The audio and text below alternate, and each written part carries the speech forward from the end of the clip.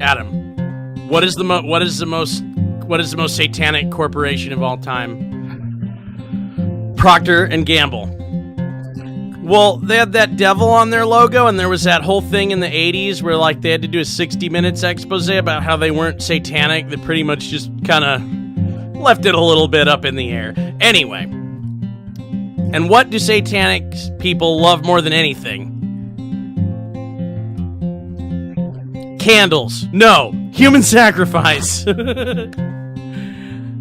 And what has everyone been doing lately? That's right, eating Tide Pods and dying. And who makes Tide Pods? Procter and Gamble. Let's Just Be Wizards is proud to announce our new sponsor, Procter and Gamble, makers of Tide Pods and many other fine toxic laundry detergents. Let's Just Be Wizards does not condone eating Tide Pods. Do what they will. Yea, it is I, Babalon. And this is my book that is the 4th chapter of the Book of the Law, he completing the name, for I am out of Nuit by Horus, the incestuous sister of Ra-Hur-Kuit. It is Babalon. Time is, ye fools. Thou hast called. Let's all be wizards and fly around in the sky. Let's all be wizards, immortal we can never die. With all of our dear friends, let's all be wizards. The magic it would never end.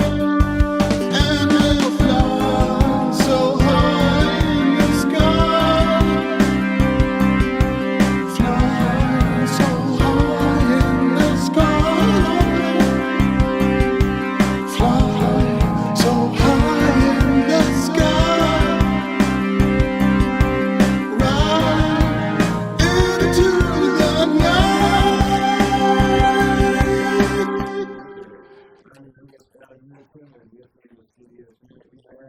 Drew Cox, also wizard. Thank you. No. Just us. Just a couple bros, just broing out in the old bro space. No. Just each other's bodies.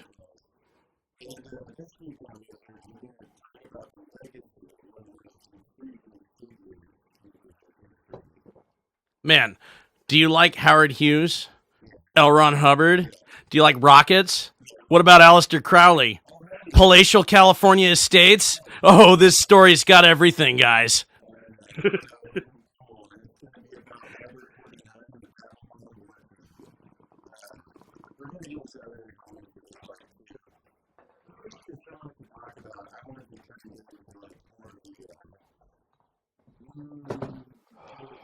Have we even said who we're talking about yet? Of course!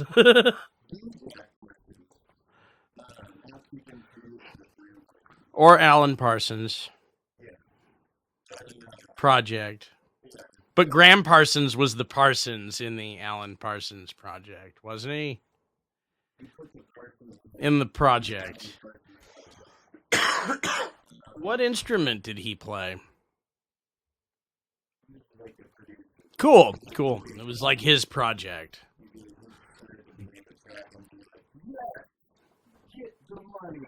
Okay, all right. Yes. Okay.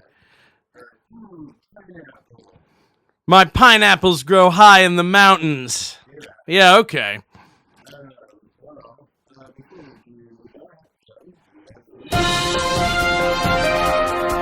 Well, strange times we're in. You know, the markets are falling, they're tumbling. On Friday, and on Wall Street, as the markets closed, as the final bell tolls, the market has fallen 666 points. A massive, yes, this was the closing bell on Friday. 600 that a demonic force itself came into the walls of the New York Stock Exchange and made sure that everyone would know that their money was gonna just keep on getting sucked into hell or something like that. What do you think about that? I feel like that is a sign. Like, my dad rants about banks all the time. And the stock exchange, that's just a bunch of banks, you know, just a bunch of bank wizards, you know, sitting at desks with multiple computer screens, and they don't do podcasts. Probably. I mean, if you're like sitting there, actually, probably, I'm so out my ass on that one. Right? I'm so out my ass on that one. There's probably a lot of like podcasts like about like that like actual investment bankers do that's way more informative than our podcast even is on. You know what's funny? I actually learned this information listening to a economics podcast. Yes. Marketplace. They're not NPR. They're public radio exchange. And they've actually been kind of demoted to podcast lately. They're not like, well, I mean, you mean promoted. Yeah. They're like, like, and they're always saying like, we are a podcast. Like they call themselves a podcast now. So they're not even playing around like so yeah, that's all, that's all the news. What did you want? Something like some dude somewhere is also a wizard and he did some cool stuff. Like there's your headline. There's the rest of it, you know? Yeah, like some guy who's like high is like doing something.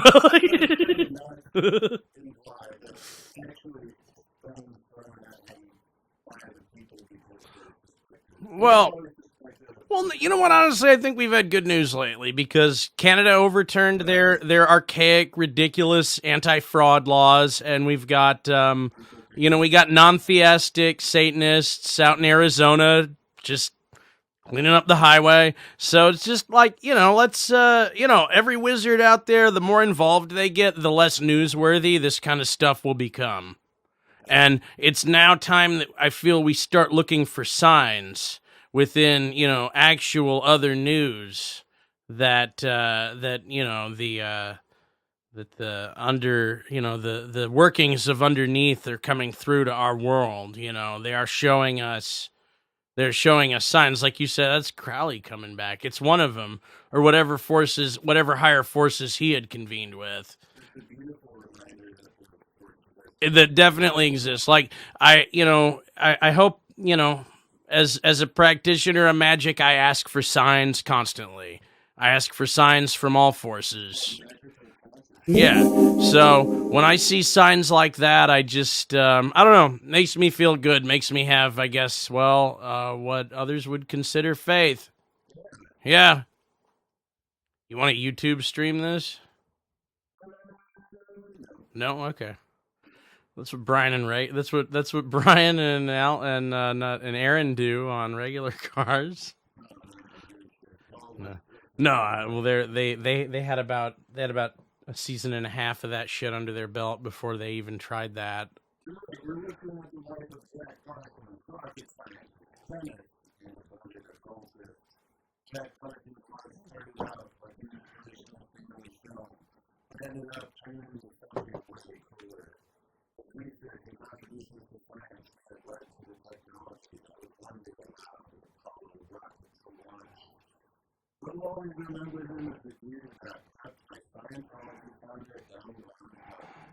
Damn.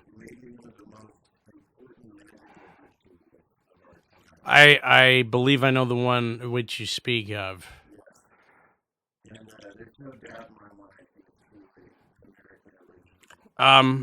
Yeah, this guy, the more research I do about him, the more I feel like the local weirdo who believes he's a wizard, mad scientist in all of us is just completely validated. And I don't know how much of that you feel like you have in you, but like I'm always out in the garage, futzing around with stuff and trying to come up with fun ideas and solutions to things. So just like people like this, when you like, and I don't know, like I just yeah, he's someone who I didn't hear about till Adam told me about him, and the more I've been looking into him, the more I'm just like, yeah, you don't need to be necessarily qualified for anything to come up with stuff. Like, and he invented he invented JATO rockets, which are essentially, we would not have won World War II without this technology. We would have lost the air war for sure.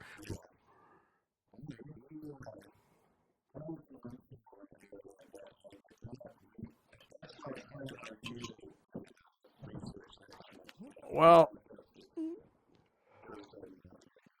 yeah.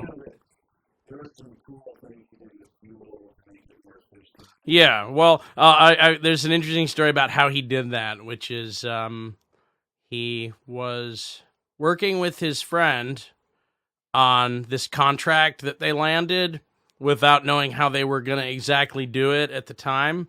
And he was watching people retar a roof of the garage nearby, and he smelled the tar and saw a vision and realized that, by simply mixing roofing tar into this chemical compound that he had created, he had the solution he was looking for to be able to condense rocket fuel into a solid state inside of a cylinder.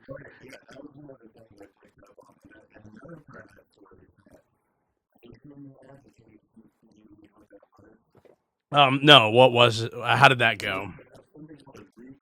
Yeah, Greek fire. Yes, I did. Yes, he said he had understood the secret of Greek fire, which was, I guess, basically just a JATO rocket turned on a ship. To Yeah, an ancient weapon that when Greeks were conducting naval warfare, they would have these big canisters full of this compound that they would just, get up alongside a ship and light this torch and just start flame blasting these enemy. It's like a flamethrower, but also potentially like much how we gained air superiority using this technology. They gained naval superiority using this technology because, the wind isn't blowing particularly hard today. Our guys have been cranking these oars on this ship for way too long. Guess what? We can we haven't, we can use the Greek fire to basically as a propulsion device as well. So yeah, like the Greek fire was a military secret that essentially they had rocket boats. Yeah, and it was it was lost military technology. Yeah, but this is not like this has like. You can't launch a rocket to the moon with gunpowder. Yeah. Yeah.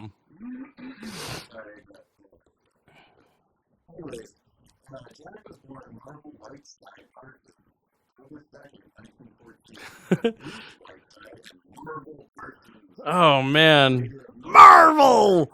Spider-Man!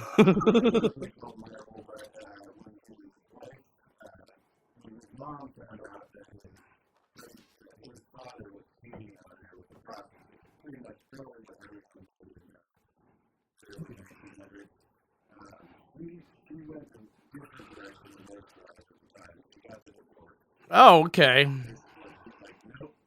Not having it. That's why I got the drips. Right. Well, I am heavily, I'm saying that in the biggest, greenest text I can. But, yeah. Oh, yeah, is anyone doing this yet? It's a sideways V. It's like doing air quotes, but, current year. Yeah. Oh, yeah, I may have invented that. I don't know. I've seen other people do it.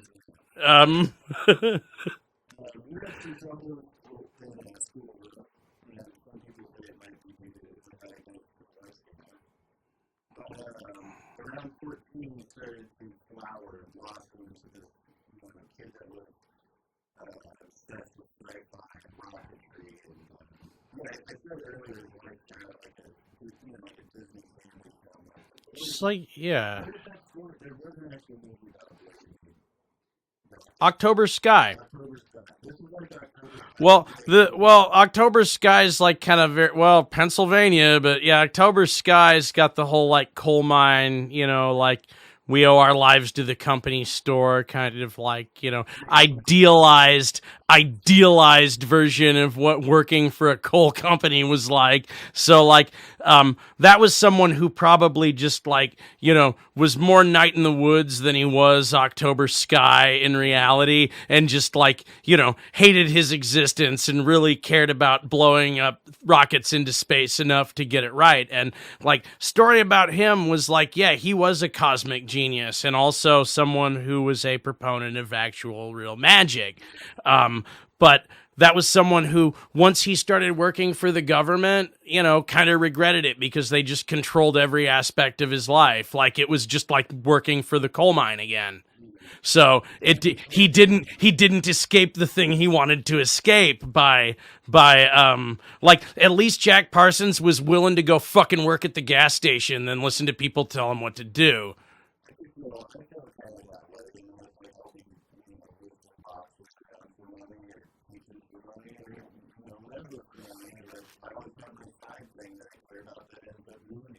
Well, or doing pyrotechnics for Hollywood movie sets. Yeah. Well, let's not. Have we ever plugged the band on the podcast? And we have just gotten signed. I think we can say that. We got big stuff going on. Yeah.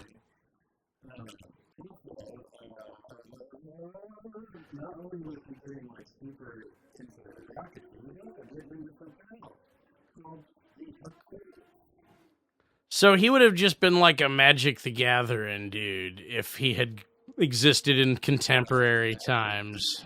Yeah, exactly. That's what I'm saying. Like, his talent would have been subverted if he had existed in our time, is what my point is. Yeah, well, our time. That's their time. I remember the past, not the future. I did that once. Freaked me out a lot, too. I was in a state of sleep paralysis when I did it. When I was 16. It was fucking scary. No, I was seeing scary, crazy stuff, and I thought, if this is gonna be happening to me anyway, you better show me I want to see the goddamn devil in here. Yeah, and this is what occurred in this very room. Yes, they looked like a creature. Not quite. Horns, lots, but not from where you'd think.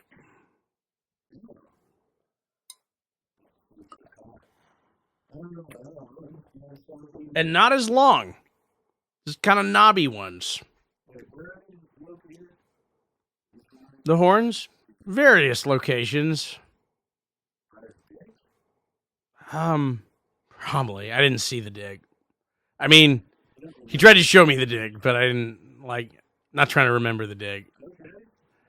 I mean, I'm not worthy of the Dark Master's dig at that. Certainly not at that point. Right. It's somewhere you're not when you're that inclination to not look at dicks. That's the only time that you need to follow that inclination.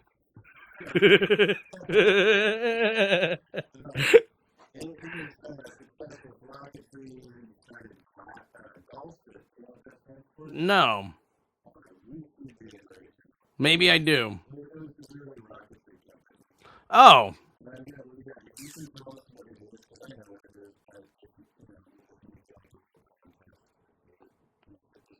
I don't have this one.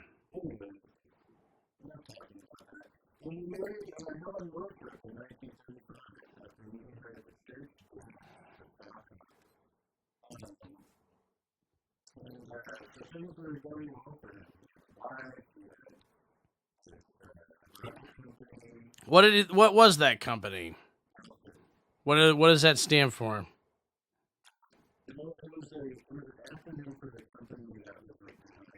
Oh man. I wish I had that. I know I read that and didn't make a note of it because I thought I would read about it more, but then it just kind of like, I thought I was going to do it. Yeah, well, this is good pod.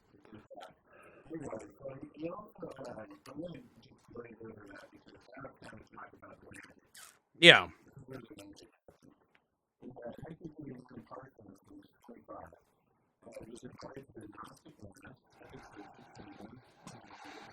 Oh, that Cali lifestyle.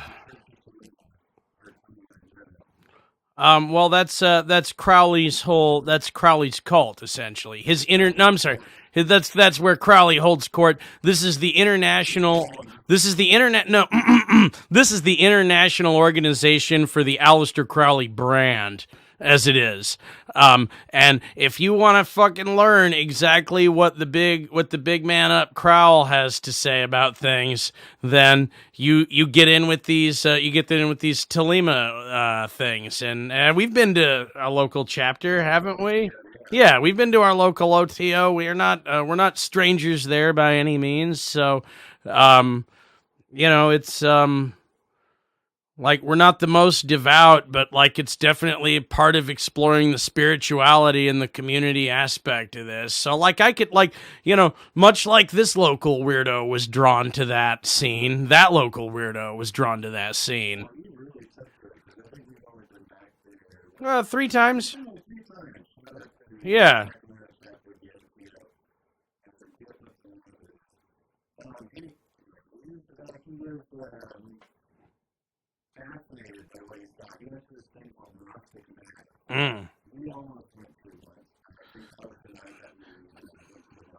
But you know what's weird about, like, we were in the wrong place, but no one showed up. But you know what's weird about that night? I never went back to Tupelo after that.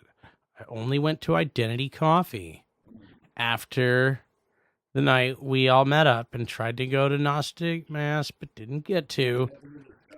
That was the first time I'd ever been there, and I think I never went back to my old coffee place.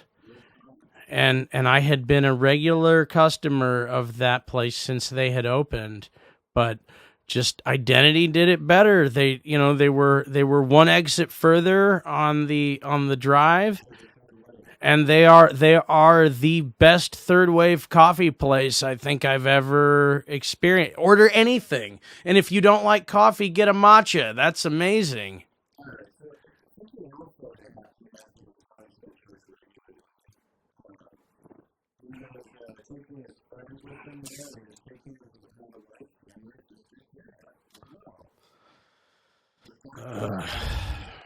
Something about sisters. You can something, but her sister something. There's like a oh no, oh man. He invited. So you're saying he invited a 15-year-old? He sent an invite link for the Discord chat to a 15-year-old. Oh god damn it, dude.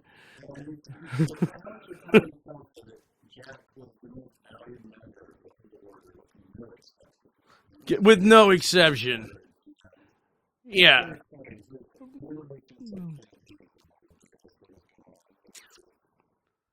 He's the coolest dude in chat by far. No one is gonna talk shit about him when he's not here. Yeah, right. Yeah, right. I don't believe it, not for 1 second.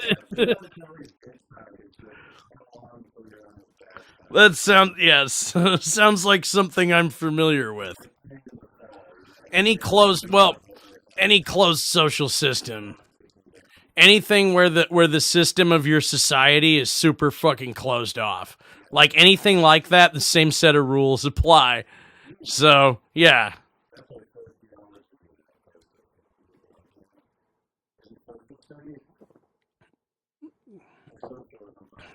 Yeah, I can see you're all on the roster for the social studies class too, so I guess I'll see you fourth period. We went to the bad school from Lady Bird. We don't know anything. Yes, that's true. Yes. Yeah.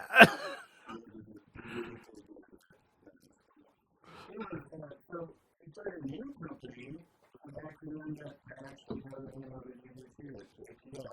I've got a bit of fun stuff to share about Jet Propulsion Laboratory.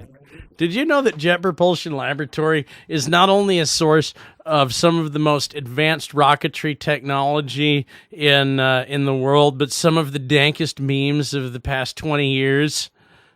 Yes. Well, first of all, all right, 2010. Raven Vapes. You know who Liam Lynch is? Well, yes, so confirmed Satanist, mastermind behind such works as The Syphil and Ollie Show, Tenacious D and the Pick of Destiny, and Camp Sunny Side Up. Did you know he was ripping on vaping at least 2 years before that meme ever started? Okay, so you did if you had watched Raven Vapes 5v510. He even filmed a large number of these videos at JPL and coined the phrase vape hard. Yes, he's a engineer at JPL. Yeah, and not only is that, but he also predicted Ebola, not the Ebola virus, but Ebola as a meme, and Ebola as a meme was over 6 years later, which is over 15 internet years. Yeah. Well, no, hold on. No, there's more. No. There's more. That's just one dank meme. Vaping is one dank meme to be brought to our attention by brilliant wizards who have worked within JPL. Well, Pennsylvanian Bobak Ferdozi rose to fame and memehood in 2012 when he landed a robot Mars. The scientist who would become... He handed a robot on Mars. Yeah. Well, the meme is he would become known as Mohawk Guy. Mohawk Guy. Yes, and it would potentially inspire people to do cool space stuff.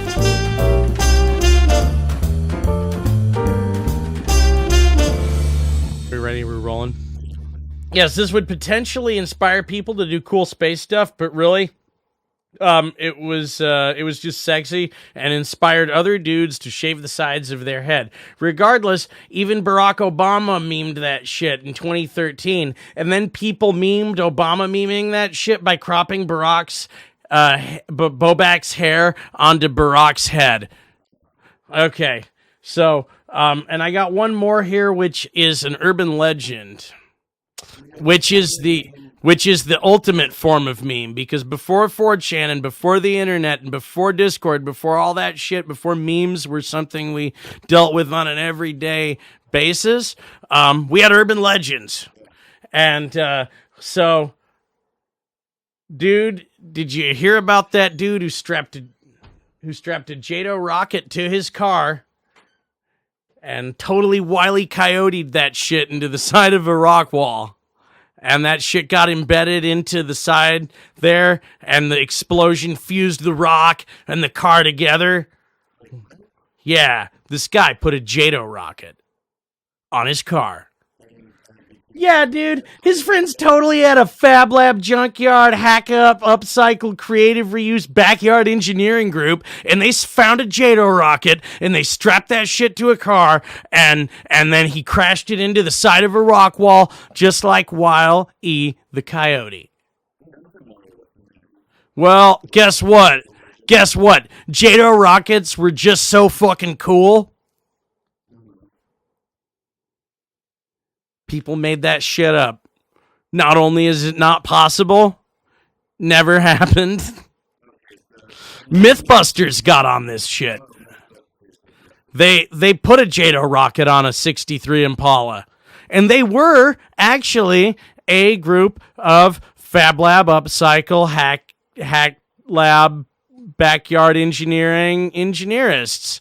So a bunch of guys like the guy, like your control. You don't really need a control group when you have a bunch of people exactly like the people who they said did the thing, actually try to do the thing. And plus, as much as Arizona would like to think this happened, like their highway patrol is like, guess what? This would have had a lot of paperwork filed about it, and it never did. So there you go. Yeah. Well, Snoped it out. That's how big a meme this is. They are so vast in the type of people that they get into their inner circle of talent that I think it just takes a certain kind of person to really get that JPL thing going. Like they seem like a Hale and Hardy bunch, those JPL guys. Just walked out of there, dude. What? Yeah. Oh, God. Oh, man. 17. How old was he? Oh, no. What did the president of Kexistan say about that? Double your age and divide by 2? Yeah.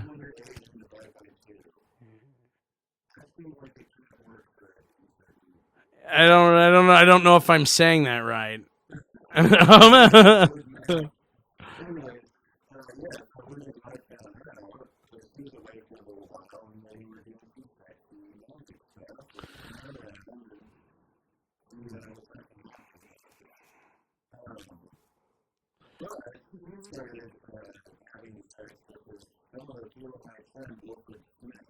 Wilford Smith.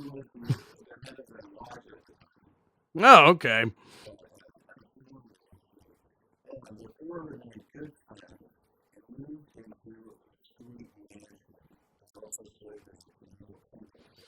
Right. Right. Like Aleister Crowley went, oh yeah, nicest house wins for sure. Whoever has the nicest house gets to be the leader. I haven't even been there yet, but I hear it's sweet. Like, yeah. Well, it would have been, man, I wish, Crowley would have got on that Cali lifestyle, like, he'd have been just put the top down, dude. Yeah, flies to shit, man. Put that top down, just like, Parsons, like, I know all the best, coolest spots to hit. Let's hit all the spots.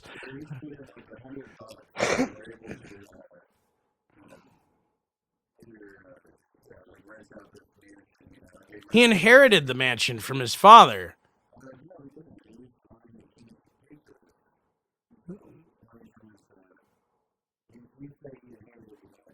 Yes, 1071 Orange Grove Boulevard in Pasadena, California, otherwise known as the Parsonage. Is that what we are referring to? Yes, that was actually something that after his father died, it was the one thing that he left to him. Yeah. So for a guy who walked out and then became a tycoon and then loved and lived that Cali lifestyle, like for leaving your legacy in the form of a sick house in the hills with a door that spins. Well, that's just a vague reference to something else. But I feel like characterizing that aspect of it, is just like, yeah, he walked out, but he did become a tycoon, and he did leave his son a sick mansion to enjoy that Cali lifestyle. And yes, so yeah, just like a brownstone somewhere. Yeah, step in time. Yeah, like yeah. You got a trap running the local trap house here, huh? Yeah.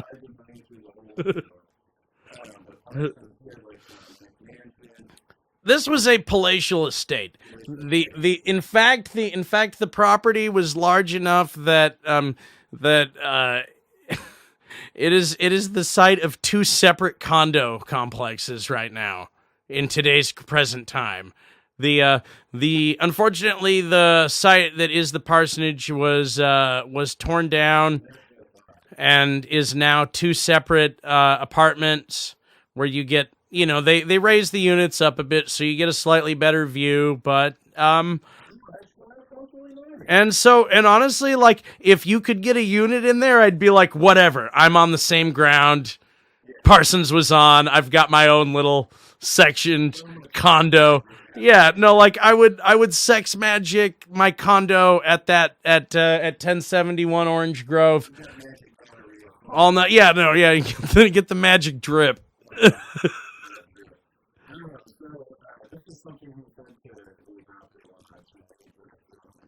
Nicest house gets to be the lodge.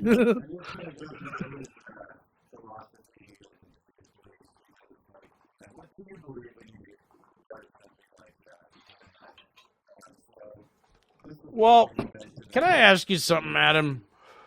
Before you go on with that, and this just occurred to me, and I just want to get this out here. Like, what's more likely? You used magic powers to get yourself a mansion from nowhere, or your dad who walked out on you somehow left this to you, even though you had never really had any contact with him? Like, yes, it's a reasonable explanation in the context of, like, existence. But,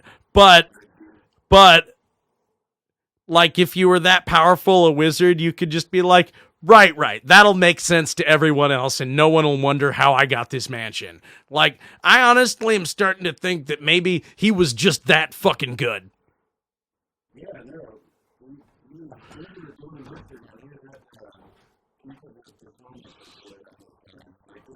Fuck a 17-year-old and have that never come back to haunt you? I did this once. Yeah, and I've done this. No, I did a magic spell, and I said I want a house, and that was the only thing I wanted. Yeah. No, when the sheriff showed up to yell at me and get me out, he was like, "Okay, I can see you've been taking care of the place." Like, he like kind of angrily and begrudgingly admitted that it was a very nice and welcoming kind of, like, you walk into this house and go like, "Wow, a really cool guy lives here." Yeah.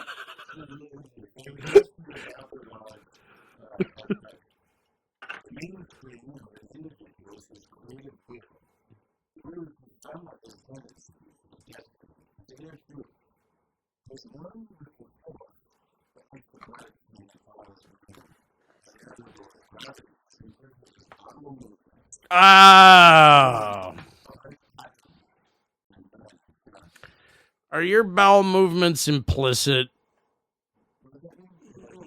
Like, yeah, are your bowel movements implicit? Like, it's like I gotta put a lot of work into making sure I have, like, you know, productive and regular bowel movements. So your bowel movements are implicit. God damn it. Man.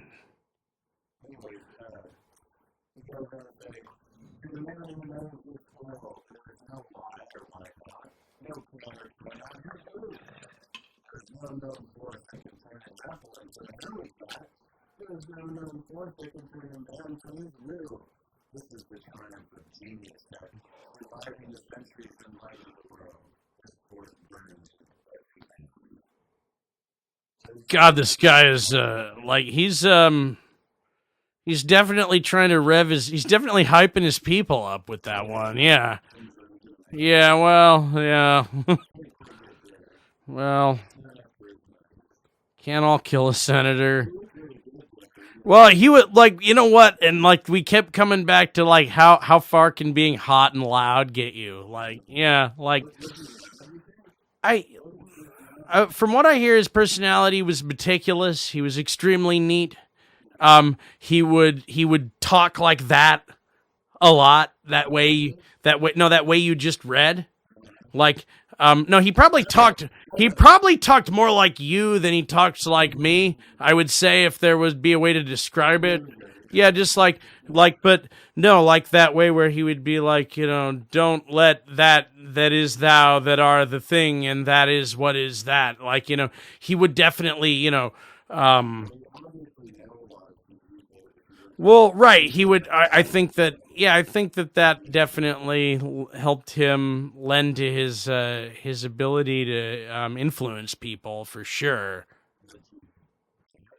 Well, I mean, I think it's a bit. I think it's a large part of his ability of what his ability to influence people was that he didn't talk like other people talk. He did a lot of that very but like Crowley would do that too, where he used a lot of that like very flowery speech, and he sat down and crafted that shit, So yeah, like I did, from what I understand, like yeah, he was just one of those poet at heart leader types,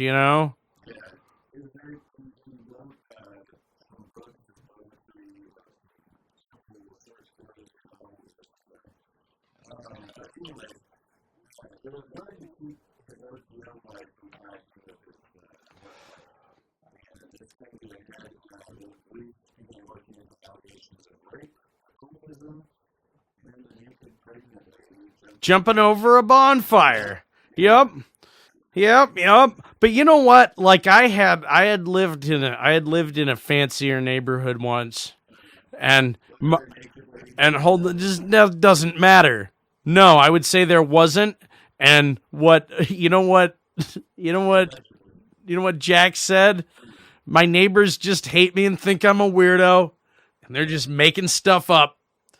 And I tend to believe him on that one. And like, have you ever, like, part of that Cali lifestyle is having nosy neighbors who hate you when you're just crunker than they are. They're like, oh yeah, it was super crunk over here one night, but they're most certainly like, she wasn't that pregnant and it wasn't a bonfire. She was spinning torches, but like, whatever, Yeah. Yeah, dude. Like, yeah, you got Shape of You playing, and she's just spinning glow sticks, and then next thing you know, oh, she's jumping over bonfires.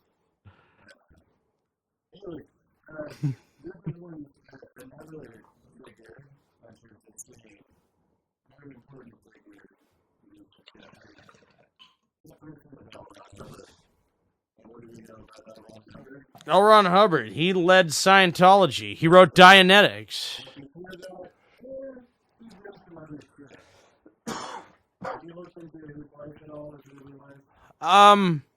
Well, I know he was. Yeah, he wrote Dianetics. He wrote some other stuff. I know he really was. I know he was. He was very much into the ocean.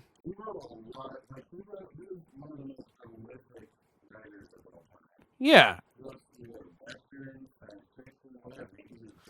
If Stephen King had tried to start a cult, it would have been as successful as Scientology. Yeah. Ugh. Stand. The cult. The cult. The Stand. The cult. I read Stephen King. I read part of it, and I read all of The Talisman, which he co-wrote with Straub, which was just like kind of also. It was well, no, this is the only. I'd say a big fan. Like, I liked that they tried to turn the Talisman series into a hard-boiled detective series out of nowhere. No, the Talisman was cool because it was like, oh yeah, he can transport to another dimension and back. And the hero was this like 15-year-old dude who could transport from one dimension and back, and he was trying to find the cure for cancer. Yeah. And he got picked up. It would make a fucking amazing Harry Potter style hero's journey epic 3-part saga. So anyway, Babalon Hubbard, he got introduced to Parsons, the mutual friend. And then she hit it off. Parsons was immediately trying to kill himself on Hubbard to get that one. That's the time he was on leave from the Navy, so he was studying from ulcers. Oh, really? Yeah, he was just hanging out there. Nice. I didn't know he had ulcers. He had, according to his medical records in the Navy, he had a lot of problems. He had a lot of medical problems. Really? He checked off eventually. Wow. Yeah, I think like he was just kind of, he really, Who was on leave? L. Ron Hubbard, yeah. so he stayed on the news. Well, he was definitely, you know, intrigued with the ocean, and even after he got out of the service, he was a man of the sea. Yeah. So anyway, but this is before all that. Jack was enamored by the eccentric sailor. Cool story about it. You know, he actually before this started renting out rooms. You know. Yeah, he had divided I'm sorry, what else would you imagine, like, you know, that house like at 40th and Folsom, like suddenly you inherited that. Like, what's the first thing you would do? Rent out all the upstairs, get all my friends there, start doing crazy ritual magic and recording music all day. Yeah, like he did that Cali lifestyle, dude. He embraced that Cali lifestyle because what's important? Just like, well, what are my friends gonna go live in? Not a mansion or some crappy apartment somewhere. I'd rather have my friends here renting rooms in my mansion than I would have them just like, you never have to leave. Just fucking chill. Like, you want to chill. They're right there. Yeah, that Cali lifestyle. Keeping it crunk.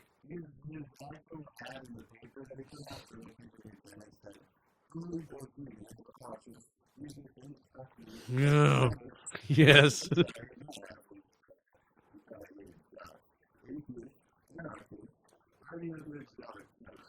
Yes. Oh, this guy.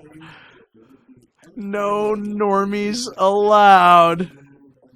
No normies. Oh, Dad. Look, normies make me re continuously. Unless you want me to re continuously, I will not have you in my palatial California estate. Rockets to the moon.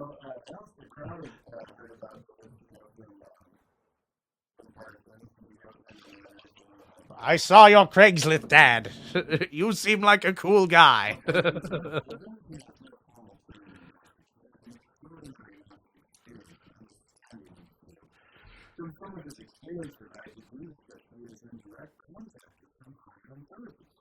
Oh, yeah. I mean, yeah, go on, go.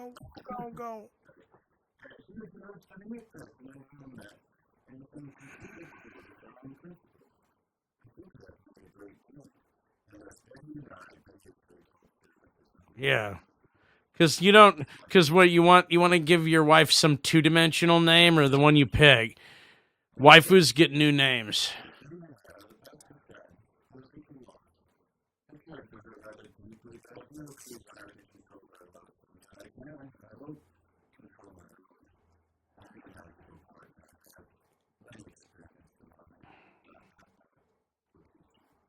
Oh, that sounds like if you had posted that in a chat and like someone got the chat log of that, they'd be like, and they want to engage in erotic RP with the person, like, so he wants to ERP with whoever he's talking to right now, or, well, he thought that L. Ron Hubbard had contact with the High Guardian Angel, essentially, and this was something that we know, Crowley struggled with doing, and we were able to do within a week of just dicking off doing it.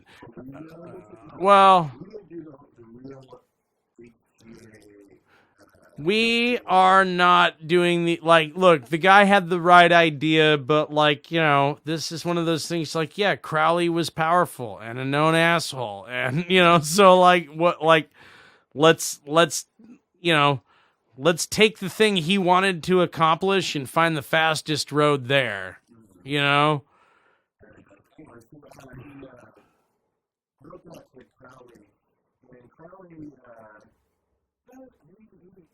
Really want to stick out someone Hubbard as a confidence or someone running a confidence team. Huh, go figure. I want, like, really, they would, like, like, I can see through, no, hold on, I'll do Crowley. Hold on, I can see through his bullshit a mile away. Yeah, he definitely, yeah, like, all right, you can do Crowley next time. All right.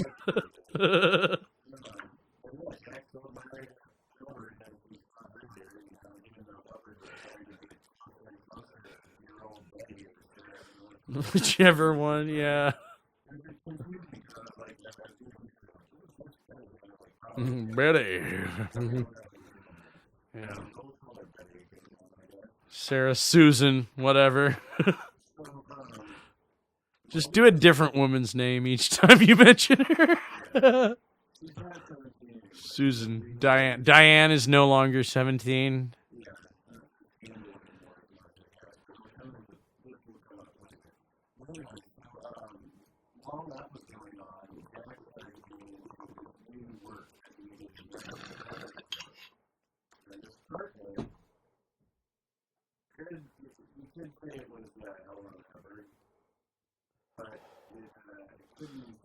He needed a Dylan Klebold for his plan to work out the way he wanted. Essentially, is what you're.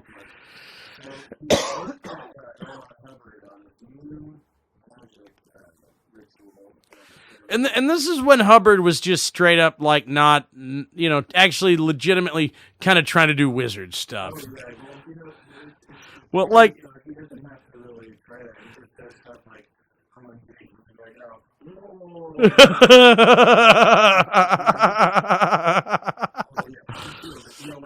I definitely get something from you. Yeah, okay. Like, I mean, do you think we try to dig deep enough, like, you know, when we're exploring the more psychological and spiritual aspects of this? Like, I mean, I hope we're not L. Ron Hubbarding things. Like, we're not, but we're not. But if we could do that, but like, we're not. We also seem like decidedly. Well, we seem decidedly having no answers, though. Like, we seem decidedly and admittedly like, well, we don't have answers. We're just doing this, you know. Yeah, perhaps. See, I think we both think the other one is going to be the great cult leader, and we're just kind of like sitting, having this kind of like, it wasn't the butter battle. Yeah, well, it's a bit of a spiritual movement. No, it's a spiritual movement, and neither of us are the leader. Adam and I are working together.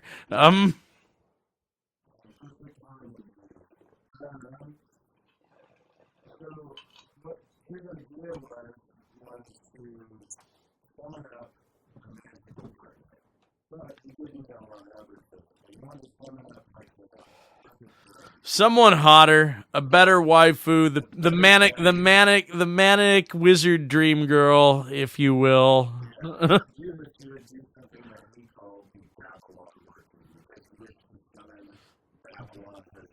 Well, this is the meat. Well, this is the meat and potatoes, I think, of his spiritual and wizardly. Like, this is by far the most powerful spell someone can try to actually undertake, from what Thelemic belief says, from what I understand, from what I've been through. Like, he was like, no, we're not just gonna race the Carrera Panamericana. We're going to build our car ourselves, and we're going to win. Like, we're not just going to climb Everest. We're going to climb Everest in record time with no oxygen masks. Yeah, he was not playing around on this one. Oh, God. Just going to Just black coffee and Lucky Strikes and more gin, and that's it. I guess, yeah, you're not there on the back then, but he kind of crushed outside the RPO's style for kind of magic. I mean, you gotta give the guy, I mean, he's very long enough, he can be able to start doing his own thing, giving his own.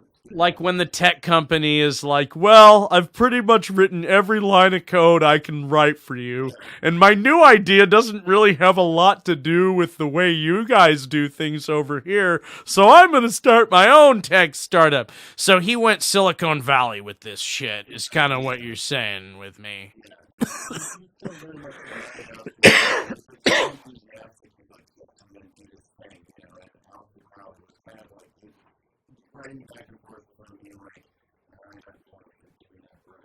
Like, well, like, things were falling apart in the Discord chat, kind of like it was just like, well, he's here actually doing stuff, and you're all the way over there, and you won't come do the meetup. So it's like, and plus, like, you keep saying you're gonna do BronyCon, but you never do, and yeah, like, yeah, like I could say Parsons just like not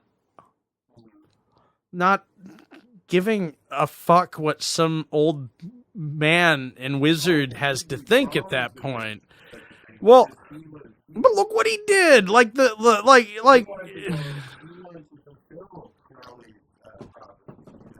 no, well, yeah, obviously, and like, right, and we all want BabsCon to be fun. Yeah. But certain people need to get out of the way. Exactly. Uh-huh. Interesting.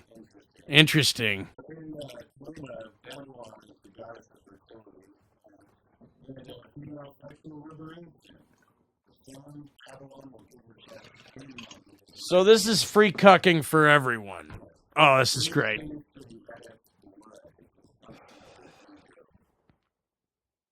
Nice. Crucifying egos. I love it. What? Oh.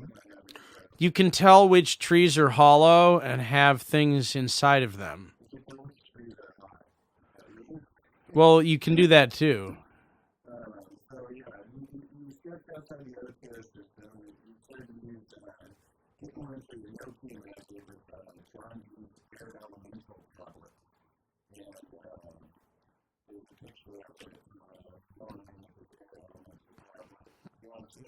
Yeah, I think we've shown it before, but if you want to see that, just go to air.elemental.tablet.tablet for more information. And it's really cool. It's really great. I wish I had a tablet like that. We remember the John D episode, but there's a lot of crossover here. Yeah, and you know what's... Well, once again, I feel like, there's only, it was a closed small system back then, and it continues to be, today.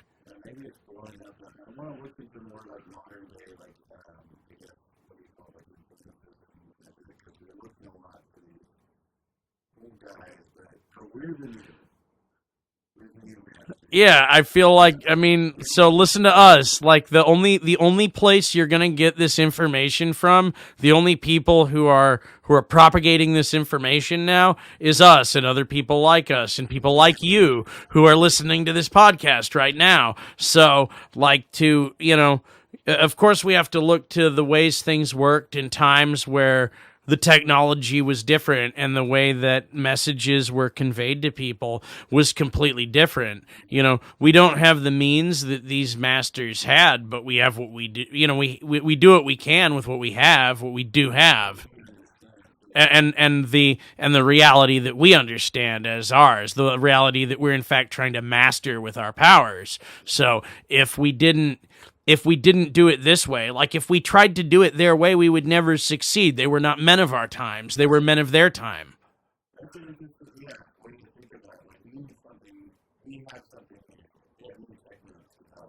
Yeah. Well, we're working on them. Like, this is an ongoing study.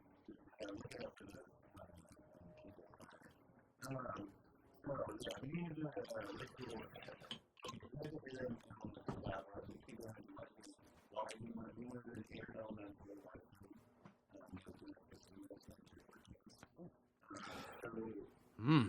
How do you think he did this ritual? Didn't he? Which one? The air tablet ritual.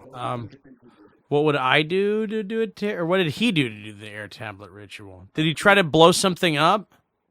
That seems like something he might do. Oh, see, that seems like something he might do too. All right, you be Parsons. I'll be Elron, and we're gonna reenact this ritual right now. All right. Okay. Wow, that's a nice. God, he is. Just breathe there. God, he is intense. Oh God, there he goes. That is a very large amount of ejaculate going over several pieces of tablets. He is soothsaying. His engorged penis is throbbing massively. I think he's about to ejaculate some more, and oh God, there it went. Yeah, it's you know what? It is still engorged. He looks like he is. God, it's just limp. Just God, that is shriveling. We were taking an audio log of it.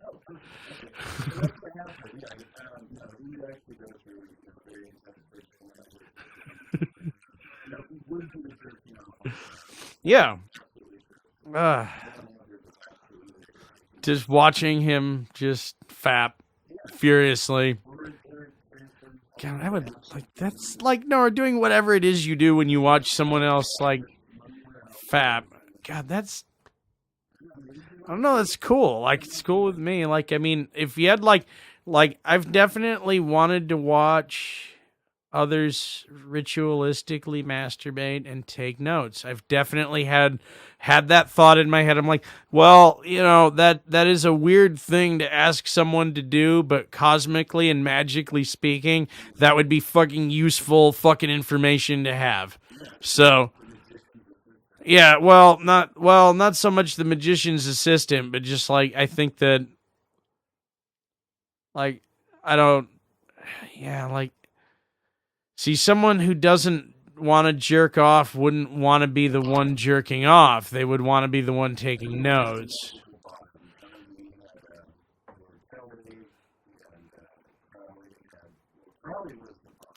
Crowley didn't bottom or top. He was in a constant state of flux. Yeah.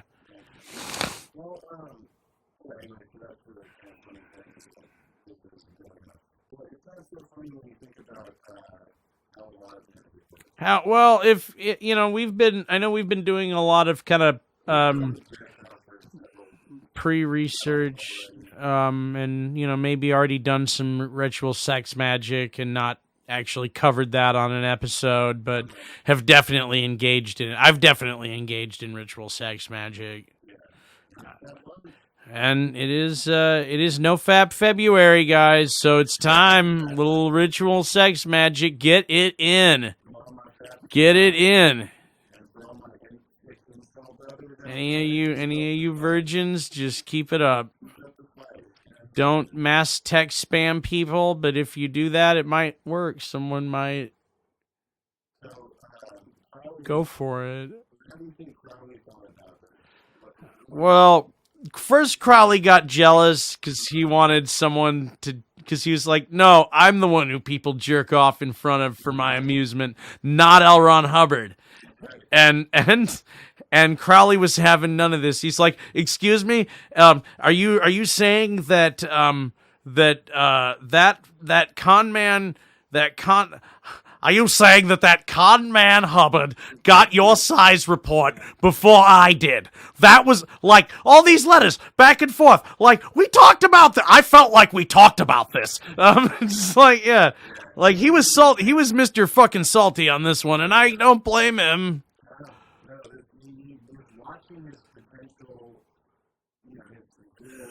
Well, no, not even just like this boy. No, not even that. Like, whoa. Back it all up. No. These are all men. What he was looking at was a man taking another very powerful man away from him. And he didn't like that.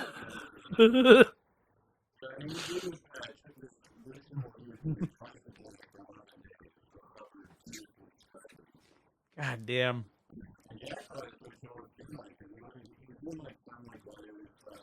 It's like he could get, like, you'd be like, weather report, Altoona, Pennsylvania. Wind chill. 36 miles an hour. All right, and these regular memes doing it anyway. Go on.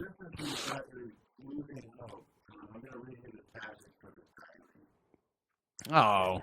Or should we be doing that? Hold on, did he say it was cool? But, like, where did you get his live journal? So this is just straight from Jack Parsons' live journal from way back in 2003 or whatever.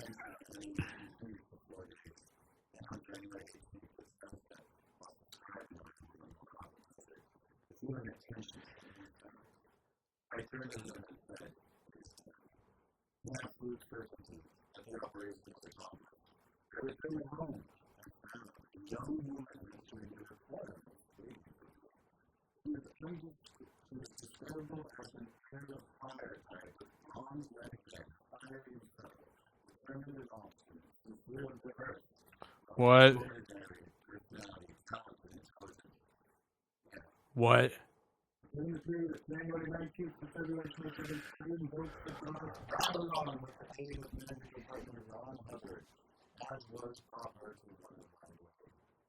Wow. Well, she showed up.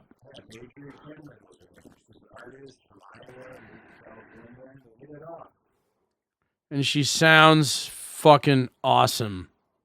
Like, from how he describes her, I'm like, that gal sounds fucking awesome.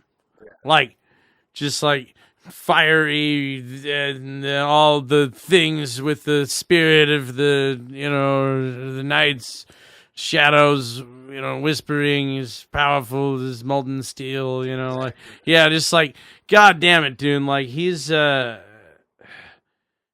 she was a cup holder armrest, like, god damn, like, she sounds great.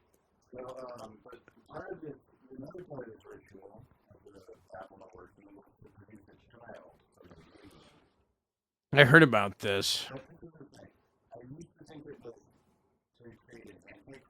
Well, the man would call himself Antichrist.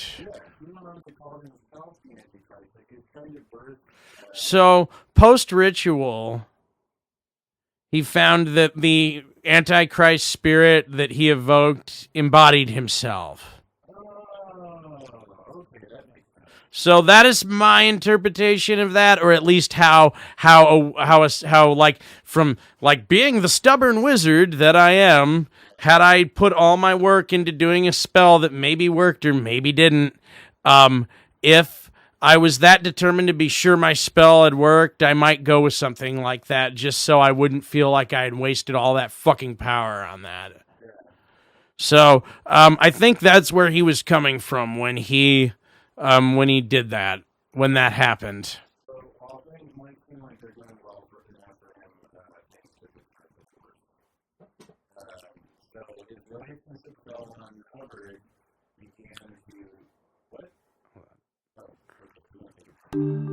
I gotta pee.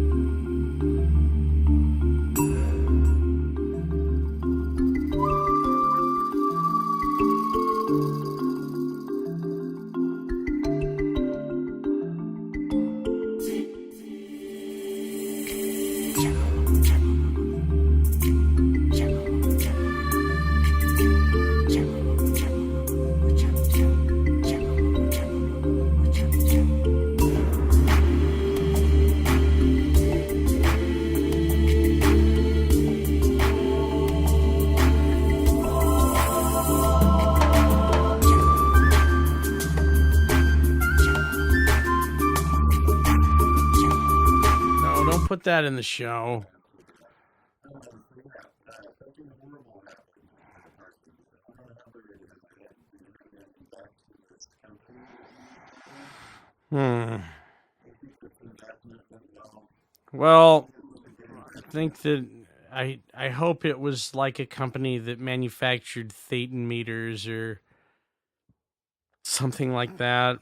Well, I'm not entirely sure what the company was or the nature of it, but how it wound up was He Polka Kingdom, obviously. his girlfriend Betty with him.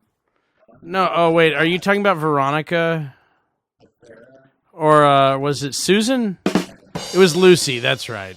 the girl who is now our age, Okay. ran off with Elron. So Jessica and Elron are off on a boat. And with $10,000 Really? probably about it, actually. Really? Had the nerve to Be like, well, like had been telling me the whole time. Well, did he ever work it out with Judy? No, this is funny. So we ended up catching them at a port in Miami. Uh-huh. Had 3 yachts. Wow, like Elron just loved that life on the sea, dude. Yeah, that yacht life. Like, man, like our boy's all about that Cali lifestyle, and here's Hubbard, just life on the water, dude. Just cheeseburger in paradise over there. Yeah. And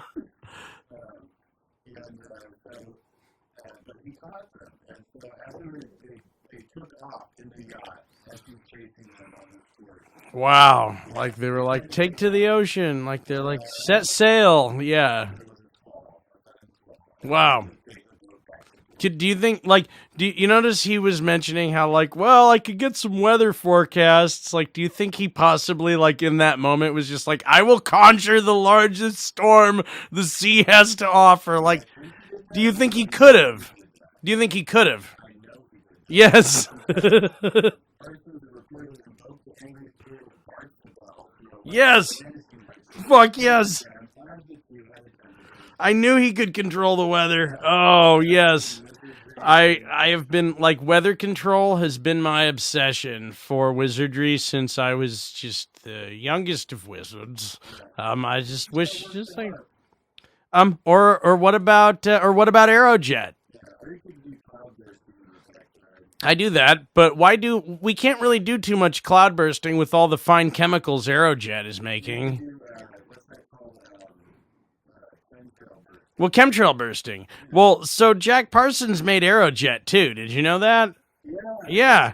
And Aerojet, well, currently Rocketdyne Aerojet, or formerly Aerojet Fine Chemicals, is internationally headquartered right here in Rancho Cordova, California. Yeah, we could go down there and see where all the chemtrails get made. And they got all those jets that they fly around. Yeah, you get to do the Rocketdyne chemtrail tour. Wow. Oh man. Some guy blew himself up with chemtrail fluid there once. Yeah, back in 2012. Yeah. It's all glass plumbing inside there. Can you believe that? Like, just miles and miles of piping that's made of just, like complete laboratory grade glass. Yeah. It's some high-tech, high volume chemistry going on over at Air. Danger! When we touch! We came back and had to deal with money issue. We were able to get the money back. How much do you think we got back? So like this guy did a bogus Kickstarter and guy donated to it and he took off. I don't know, $500. I don't really know. We actually got $2,900. Oh wow, of 50,000. Well, they settled about 10,000. Oh okay, that's not good. That's no good. Should we fire up old inflation calculator? Keep going. I'm gonna let you know how much that was in in today's money. What was the year?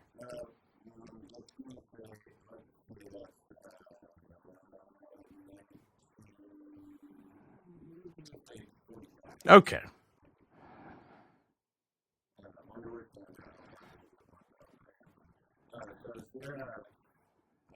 Who?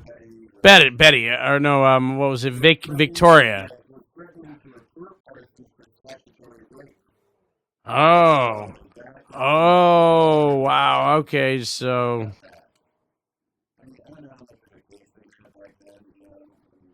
The same as any other time?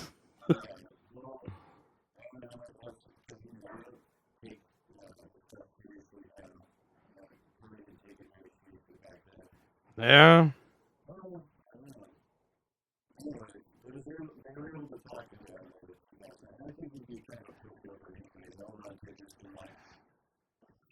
I have 10 yachts. Yes.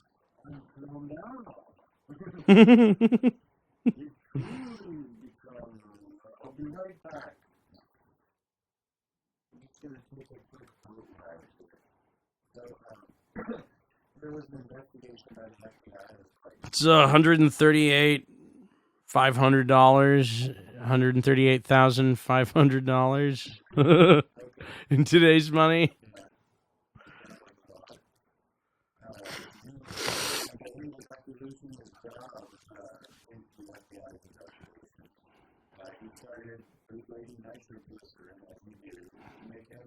He also started doing Hollywood movies and doing explosions for Hollywood movies, just like as a sideline. Right, he just decided he'd go work down at the gas station and, like, fix cars when people showed up fixing cars. Like, yeah, he's like, a cult leader, that didn't really work out. Rocket scientist, engineer, they didn't like me because I was an occult leader, and they have a strict no local weirdos will be hired to do cool government stuff anymore. And I honestly could... You know what's funny, though? Like, I could see Jack just going like, well, I got a mansion, you know, sure, I rent it out and I live in the pool house. And, yeah, sure, I got, like, I was in charge of Thelema for a while, and I was in good with all these real high-powered dudes. But, like, I could, you know, and the government basically took my company away from me. You know, both the companies I'd founded would push me out. Yeah. You know, at that point, like, I could see him just being like, nah. Like, I can fix these cars that show up at the gas station with my incredible mind of scientific genius can fix these stupid vehicles when they show up. People like, oh wow, you're a whiz. Like, you know, they like, yeah, you're a real whiz at this. Ha ha ha ha ha ha ha. Yeah, I know. Sir, good sir, vulcanize my tires post haste. Fill this auto car with petroleum distillate. I think that, you know, just hanging on is doing magic, but like it seems like it. Fuck yes. Oh wow, kind of like, oh man, this guy's great. Like he's just like, hey, thou art a fine maiden of the eve. Perhaps a vision of a woman in a black dress on this very boulevard has brought me to this very place in space-time, the stars. Yeah. He was still working on it, and when I left out, I forgot. Library 49, which was the document he put out, that was supposed to be the fourth chapter of Well, that is what he says. That he's like, I have added, and I did my fanfic here. He did his little Aleister Crowley, you know, my little Crowley.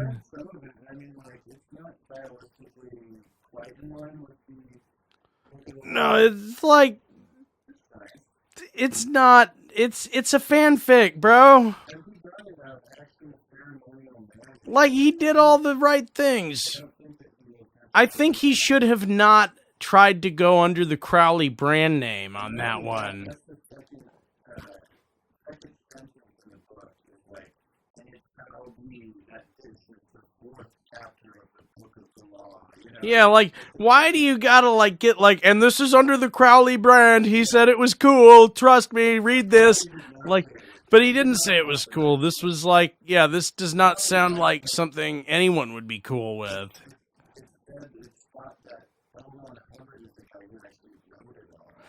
Oh, like they sat around and riffed it out and got drunk and high and hung out and like riffed this thing out and then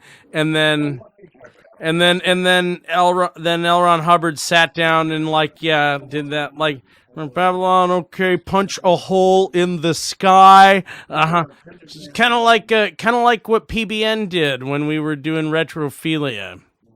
Like, I would say stuff and then I would hear it later in those videos and be like, oh, weird, there's that thing I said. I guess he was writing this the whole time.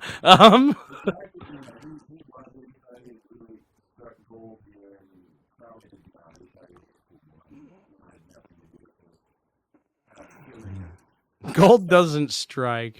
That's why you never know.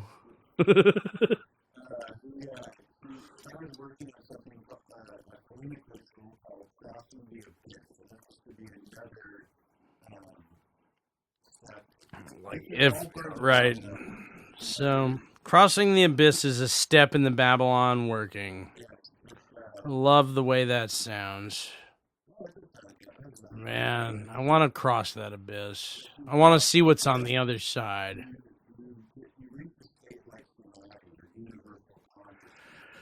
Oh, right, like the everything happened all at once thing I was talking about.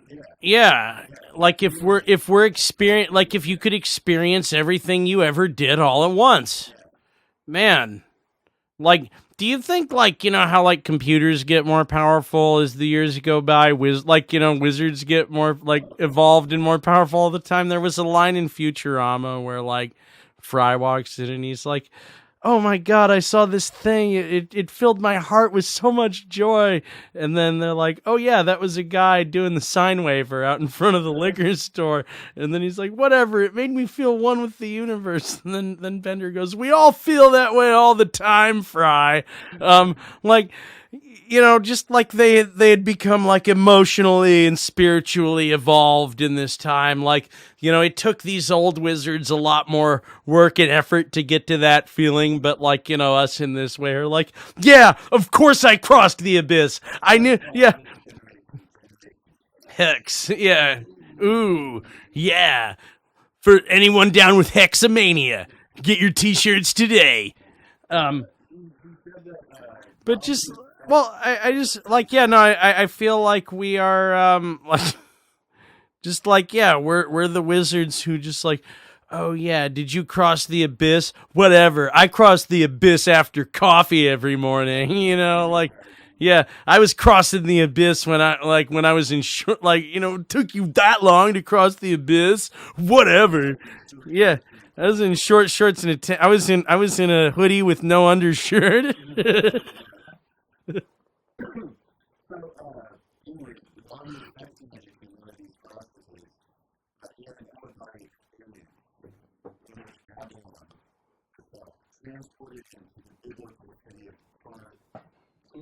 He saw the skyline, or was like on the street.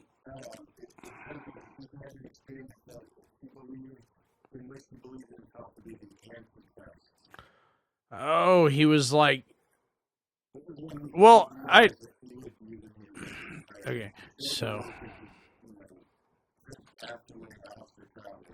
I definitely did some ritual sex magic this week and definitely felt myself transform into my demon self during the experience. Yeah, that's probably not going to be the topic, by the way, of this, the theme of this month, I feel like. Yeah.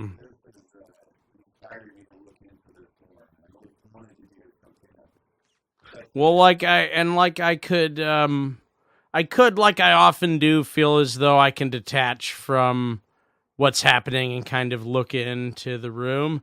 But didn't see myself as myself or my furry self, or just like it was a demon.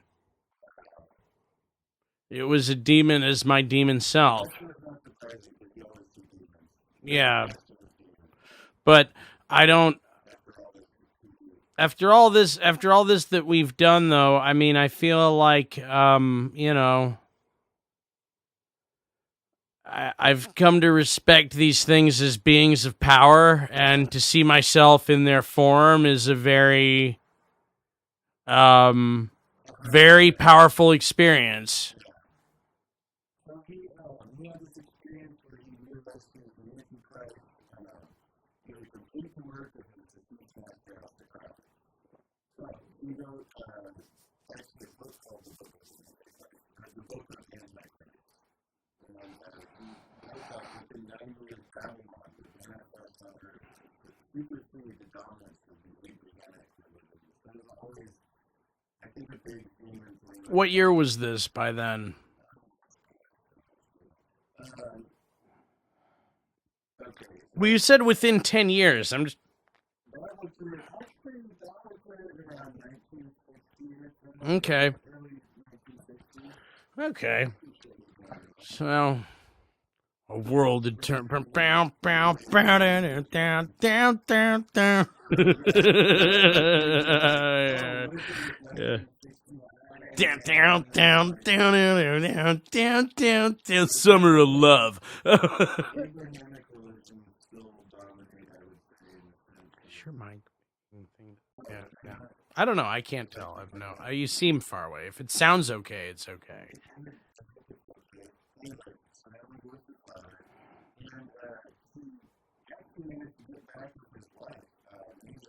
So, wait. First wife?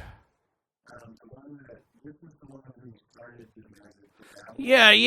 The wife he left his second wife. His second wife.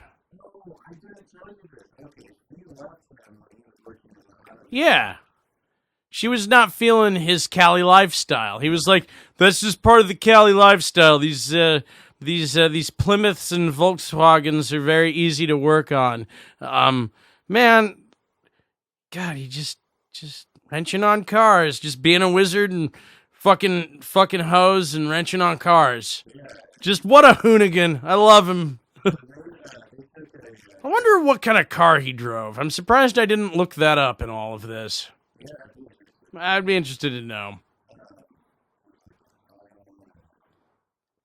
Kind of a Saab 9.5 or maybe a NSX, Acura NSX maybe.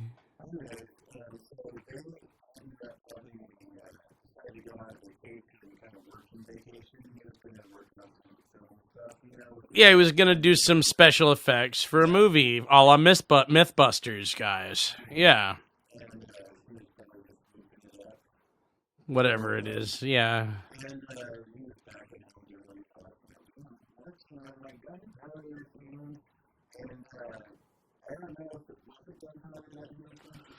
No, it was a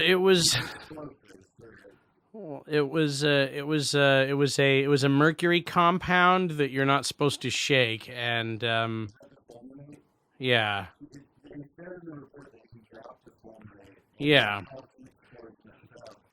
And everyone who got a hand job from him said that he had really sweaty hands sometimes. But all the people who worked with him at JPL and all the people who worked with him at Rocketdyne and Aerojet and Hughes Aircraft, like, they were like, that was the most meticulous chemist in his workspace ever. Like, he would not, like, he wouldn't, like, if there was like a pinky not stuck in his glove all the way, he would stop to make sure he was like, this guy was like Mr. fucking safety, Mr. meticulous when it came to doing lab work. But he had been working as an auto mechanic, getting kind of sloppy. Like, I could see this kind of, like, I don't know, like, do you think he was really slipping, losing his craft? Because everyone else was like, oh, Jack making a mistake like that, I don't know.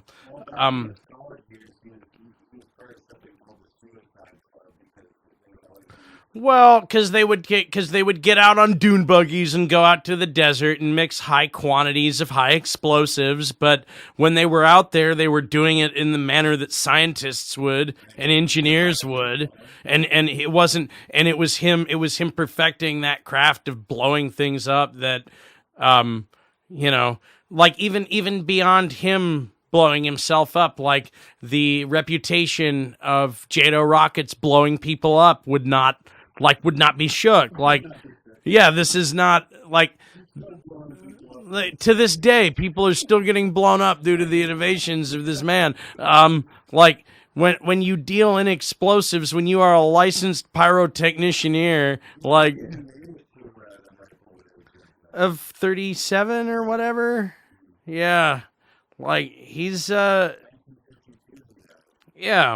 And who knows what he would have gone on to do? Maybe we wouldn't have blown up so many goddamn space shuttles if he had survived. How many space shuttles are JPL and our government has blown up? Yeah. One of them had a teacher on it. Dude, we've blown up we've had 4 major space disasters, 3 involving space shuttles. Oh, wonder why we stopped doing that. Yeah, exactly. That's the end of his life, and that's the end of the Babalon work. Or is it? Well, I read some things about his death, and heard some other things that some other guys who would do like really long videos that they uploaded to YouTube, where they were like clearly talking about conspiracy theories. But they're the best kind of videos to watch when you're whiling away the hours in these Rancho Cordova afternoons, getting dosed by chemtrails. Those Hollywood nights and that Cali lifestyle. Yeah, I had read that there's a conspiracy theory out there that he had gotten blown up by Howard Hughes himself, who put out a death note on him because he was like, I had a commie working for me or whatever. Like, Howard Hughes just got paranoid about the guy and was just like, whatever he's got going on, I don't like him, and I'm going to make sure that he doesn't walk out of here with any of my amazing military secrets that he definitely would be the mind and the owner behind. Like, Hughes being the kind of person who, like, his military secrets were the sum of everyone he had working for him. Not.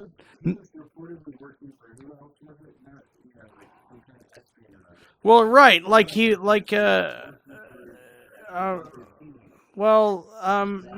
not even that. Just like, not the Soviets. I heard it was,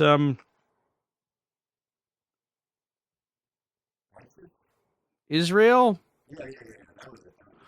And that not so much working for any enemy, but at the time they were trying to become an independent state. So it was a controversial thing to take up, but they were, well, that's the thing. Israel's military is a very serious thing. They take their military extremely seriously. So this was potentially viewed as an aggressive foreign power at the time. Not that they ever became aggressors or have proved themselves to be aggressors towards the United States. Yes. This was not looked upon favorably by anyone, really, especially not red-blooded old money like Howard Hughes, who, if you could, and that's the thing, like, at the time, and this is a fact, other organizations wanted to know everything Hughes Tech had to offer. Anything that Hughes Aircraft was developing, you had industrial espionage from everything to domestic competitors, to foreign powers, to foreign intelligence agencies wanting to know what you know and making you offers. So the fact that Jack Parsons went and talked to Israel after he knew things that Hughes Aircraft not that Hughes Aircraft told them, but work that he did for them, his innovations, not theirs.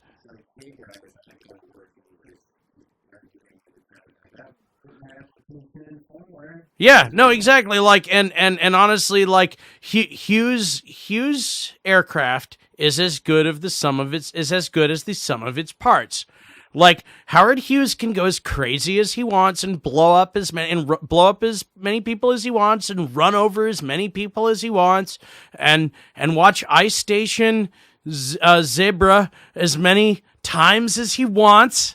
But that doesn't mean he knows anything or is able to do anything. When an individual who's like, I'm the one with the expertise that they need right now, gets an offer from people who are saying, we're trying to build a military, your expertise would be valued to us. Like, I'm sorry, what would you do in that scenario, particularly when your own government has basically said, you're a local weirdo and we don't want you anymore. And then your local corporate entity is gone, you're a weirdo and we don't want you anymore. Like, you're going to take the next fucking offer that fucking tips their hat when you come in the door and say, thank you, sir, who knows things about the thing we need to know about. So, like, yeah, Hughes didn't like it, but it's possible he killed him over it.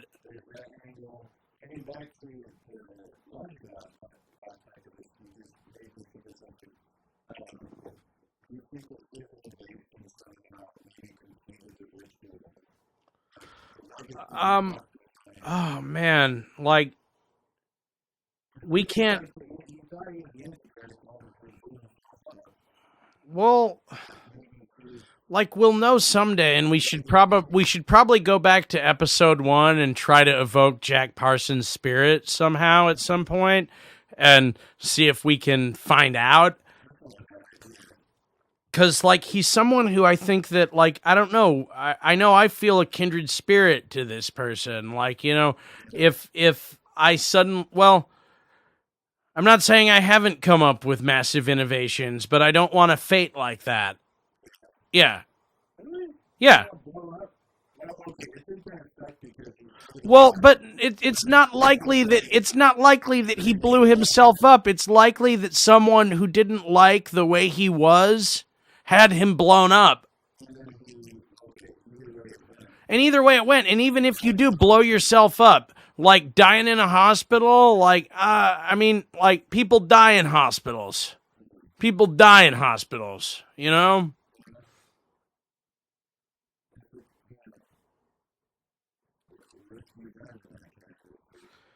Yeah, well, right. I mean, being an auto mechanic, you know, right? Exactly. That one jack stand falls out, boom, crushed by a T100. Yeah, embrace an alternative lifestyle. Do what thou will.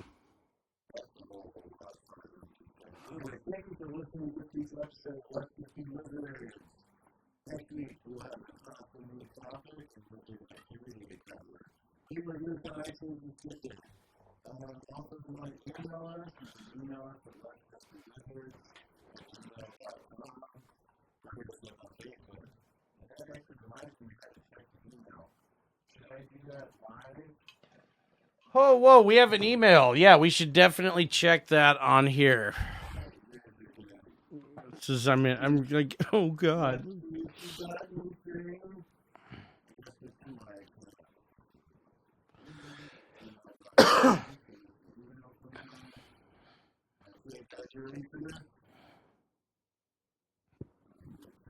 I'm ready. Oh. Oh, well. Please write in. If you have any topics you'd like us to cover, or any wizardly advice, information, or a wizardly text or book you'd like us to review, please email letsjustbewizards@gmail.com or join our Discord. Links available on the YouTube.